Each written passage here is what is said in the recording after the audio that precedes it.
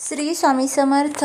आपल्या हिंदू धर्मामध्ये आंघोळीला विशेष महत्त्व दिलं जातं. आंघोळ केल्यामुळे आपल्या आत्म्याची शुद्धी होते, मनाची शुद्धी होते आणि शरीर शुद्धी देखील होत असते.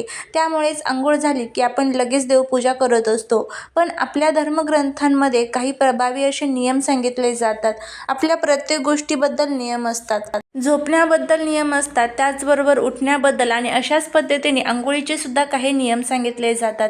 त्या अंतर्गत जर आपण आंघोळ केली तर नक्कीच आपल्या जीवनातील सर्व त्रास दूर होत असतात.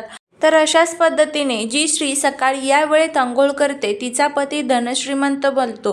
तर याबद्दलची संपूर्ण माहिती आणि त्याचबरोबर आंघोळ करत असताना कोणत्या मंत्रांचं पठण करायचं आहे त्याची माहिती, संपूर्ण माहिती बघण्यासाठी खाली दिलेल्या छोट्याशा त्रिकोणवरती क्लिक करा. संपूर्ण माहिती मिळून जाईल.